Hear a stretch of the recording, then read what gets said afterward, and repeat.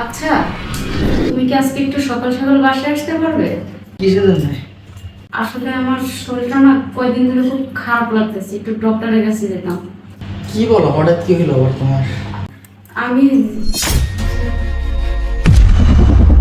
কি ব্যাপার করি?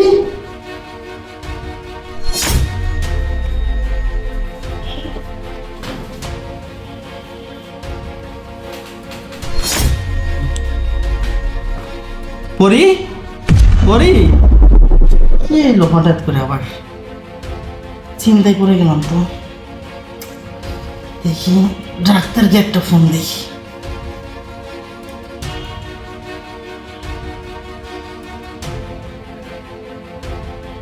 জি আসসালামু আলাইকুম ম্যাডাম। জি ওয়ালাইকুম সালাম। জি ম্যাডাম, একটু আর্জেন্ট আমার বাসায় আসেন তো। জি জি আচ্ছা ঠিক আছে, আমি জি জি জি, আমার ওয়াইফ অসুস্থ, খুব অসুস্থ, একটু আসেন। ঠিক আছে আসতেছি। হ্যাঁ জলদি আসেন। আচ্ছা ঠিক আছে। আচ্ছা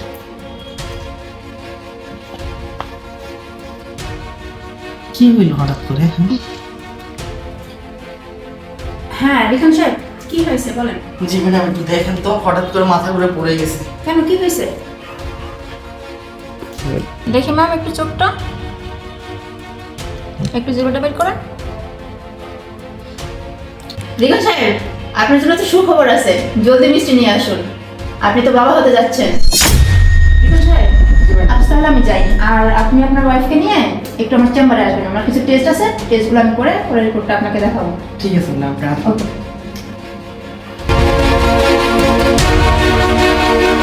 তুই জানোস যে আমি কোনোদিন বাবা হতে পারবো না, আর ডাক্তারও বলছে যে আমি কোনোদিন বাবা হতে পারবো না। তুই ভালো করে জানোস এই পাপ কোত্থেকে নিয়েছিস। আজকে সত্যি কথা বলবি। আজকে তুই যদি সত্যি কথা না বলস তাহলে খবর আছে তোর। আর তুই যদি বালায় বালায় সত্যি কথা বলস তাহলে তুই বেঁচে যাবি, বুঝছস? আর একটা কথা ভালো করে শোন, এই বাচ্চার বাপকে আমাকে বলবি। আর যদি না বলস, বুঝছি তুই সত্যি করে বলবি না। আমি তোর ভাইকে ফোন দিচ্ছি, তোর ভাই এসে তোকে নিয়ে যাব। আমি তোর মতো মেয়ের সাথে সংসার করব না।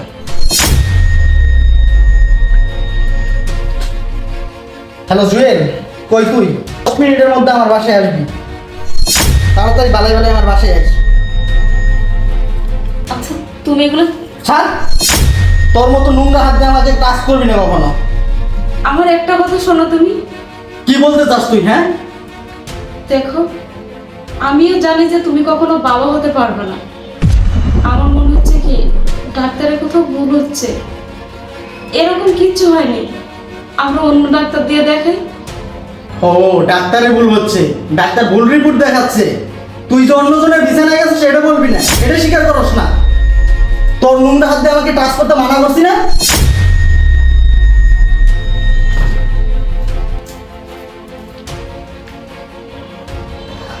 আল্লাহ, এটা তুমি আমাকে কোন পাপের শাস্তি দিচ্ছ? এই রিপোর্টটা যেন ভুল আসে। আমি জানি যে ও কখনো বাবা হতে পারবে না, আর আমার জানার মতো আমি তো কখনো অন্যায় করিনি। তাহলে এরকমটা ডক্টর কেন বলল যে আমি প্রেগনেন্ট? নাকি ডক্টরের রিপোর্টে কোনো জায়গায় ভুল আছে? আমার মনে হয় ডক্টরের রিপোর্টেই ভুল আছে। আমি অন্য ডক্টর দিয়ে আবার চেক আপ করাবো আমার। তারপর আমি আমার সংসার ছেড়ে কোথাও যাব না। আমার সংসারটাকে আমি অনেক ভালোবাসি, আর ওকে ছেড়ে তো আমি থাকতে পারবো না।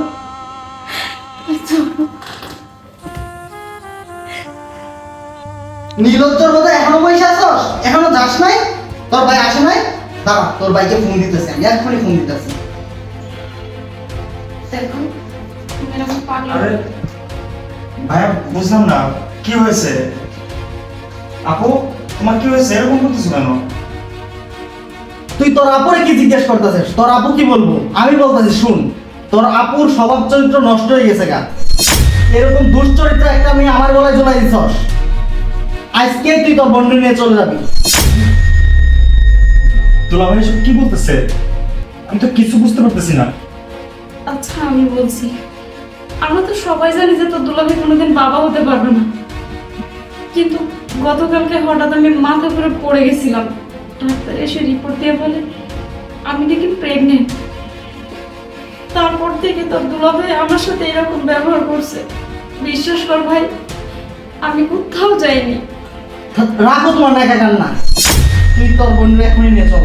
দুলা ভাই, আমি বলি কি দুলা ভাই, একটা ডক্টর দেখাইছেন, যদি আরেকটা ডক্টর দেখাতেন তাহলে বোধ হয় বিষয়টা ক্লিয়ার হয়ে যেত।